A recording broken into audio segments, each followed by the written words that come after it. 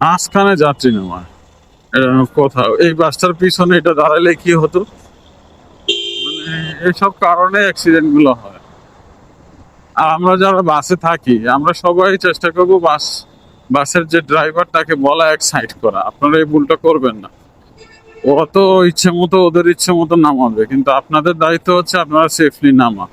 সে কারণে ওদেরকে আগে থেকেই বলবেন যে রাস্তার সাইডে পার করে দেন নামাতে। ঘুম আসতেছে, অনেক হামি আসতেছে, ব্যাপারটা কি?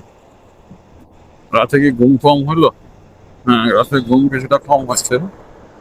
আর হচ্ছে রাতে বিয়ের অনুষ্ঠান গেছে তো সে কারণে হচ্ছে ওই যে আপনার গরুর গোস্তের যে হাড় মারে এগুলা আসে পড়েছিল, আর কুকুর এসে সারা রাত্র এগুলা খাইছে।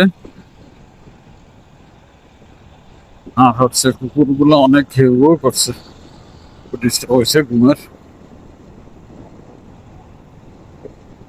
এই ক্যামেরার সামনে হচ্ছে ৮০-র উপরে উঠানো যাবে না।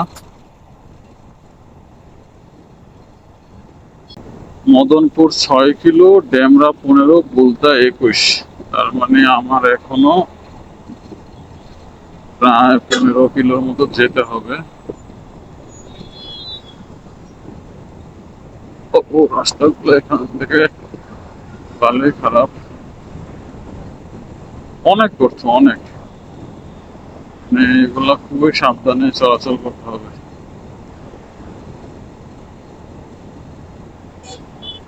অনেক গর্তগুলো ভরাট করছে, আবার অনেকগুলো করে নাই। আমার গাড়িটা আবার একদিকে একটু টানে, কারণ হচ্ছে একদিকে একটু ব্যাগের মানে ব্যাগগুলো বেশি হয়ে গেছে। দুই পাশে ব্যাগগুলো নেওয়া প্রয়োজন ছিল, দুইটা ব্যাগ দুই দিকে নেওয়া দরকার ছিল, বাট আমি একদিকেই দুইটা ব্যাগ নিয়েছি, এটা উচিত হয় নাই।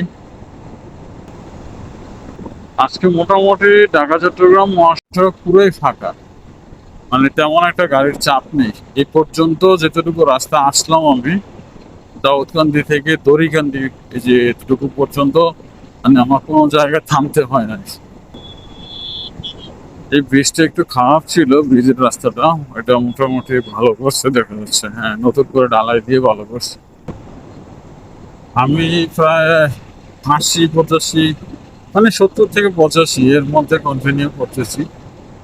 আসলে হাইওয়েতে এর থেকে বেশি স্পিড না তোলাই ভালো, কারণ হচ্ছে যে কোনো মুহূর্তে অঘটন ঘটে যেতে পারে। আর ৮০-র মধ্যে থাকলে কি হয়, আপনার গাড়িটা কন্ট্রোল করার একটা ক্যাপাসিটি থাকে আপনার হাতে। যখন আপনার ১০০ ক্রস হবে তখন গাড়িটাকে কন্ট্রোল করা একটু ডিফিকাল্ট হয়ে যায়। কিন্তু আমি দেখেন যে কোনো মোড়ামুড়ি করতেছি না, জাস্ট অ্যাক্সিলেটর ধরে বসে আছি, 80-র উপরে চলে গেছে। আপনার আসলে জিক্সার এফআই এবিএস গাড়িটার একটু মানে স্পিডটা খুব দ্রুতই ওঠে।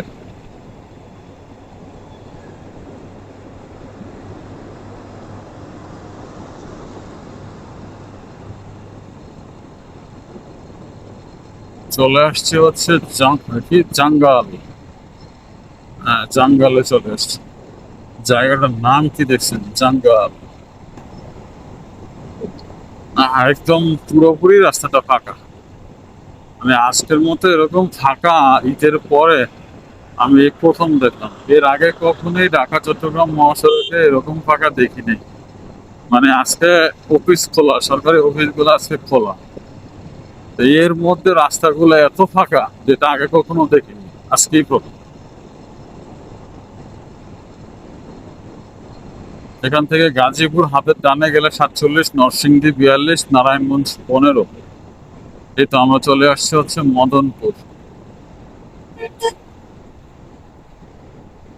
ড্যামরা হচ্ছে ৮.৫ কিলো, বন্দর ৭ কিলো। এই দিকটাতে প্রচুর গাড়ি উল্টা আসে, আপনার এই মদনপুর, কাঁচপুর, হ্যাঁ, তারপরে হচ্ছে মোগরাপাড়া, এইসব জায়গাগুলোতে প্রচুর গাড়ি উল্টা আসে। আপনারা সবাই একটু সাবধানে রাইড করবেন। এই তো প্রায় চলে আসলাম হচ্ছে কাঁচপুর ব্রিজের কাছাকাছি। এই তো কাঁচপুর ব্রিজ সামনে।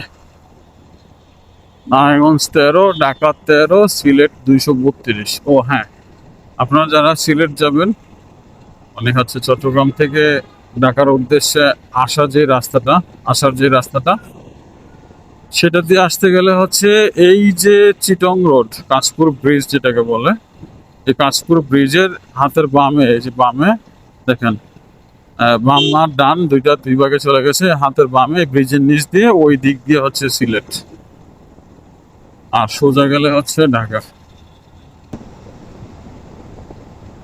আসলে ব্রিজের উপর থেকে বিল্ডিং গুলা দেখতে খুবই সুন্দর লাগতেছে।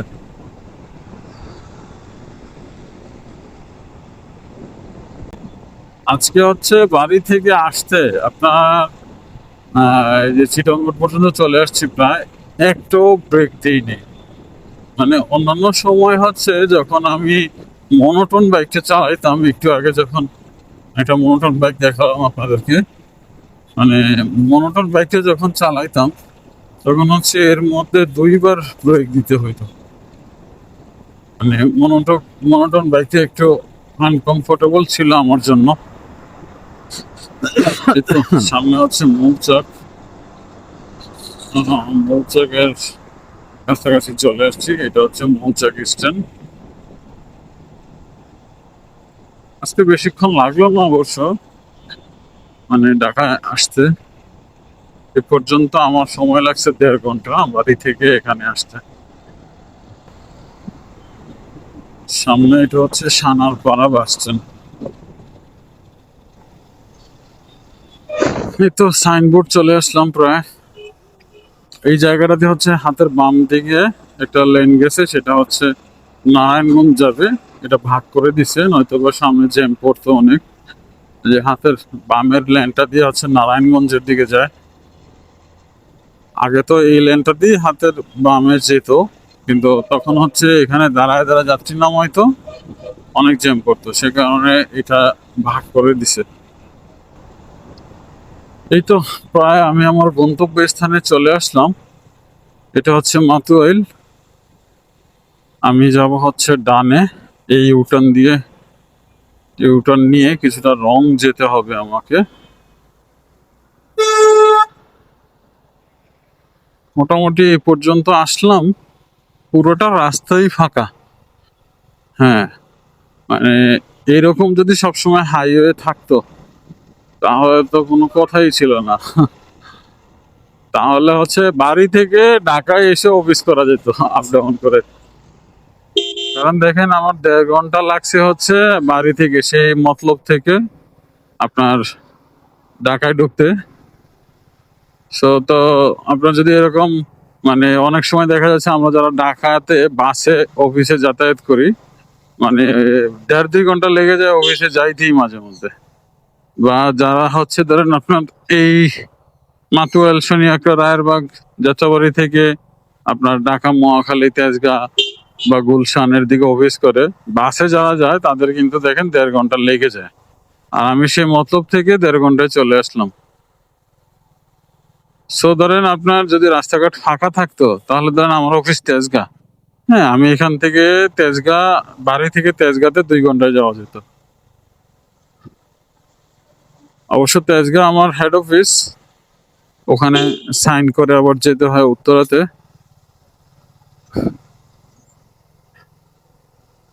আমি না নাস্তা করিনি, প্রচন্ড ক্ষুধা লাগছে। দেখি নাস্তা নিয়ে যাওয়া যায় কিনা।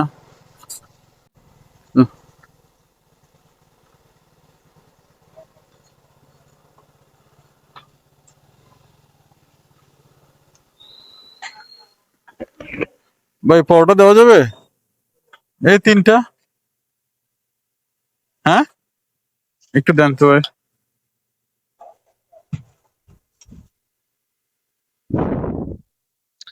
হ্যাঁ, 1 ঘন্টা 34 মিনিট লাগলো।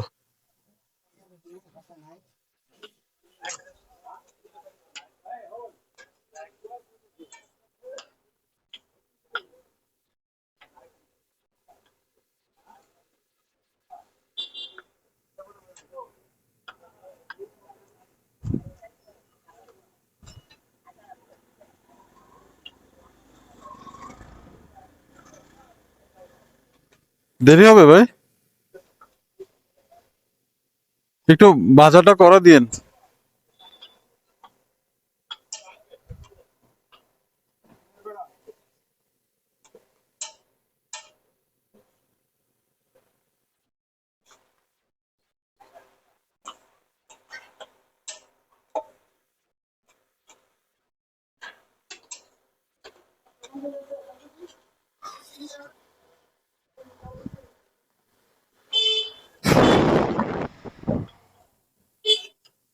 আমারটা কি উপরে উঠেছেন? আপনাকে কি বললাম এতক্ষণ ভাই? শালা নাস্তা পরে খাওয়া যাবে, আগে বাসায় যাই।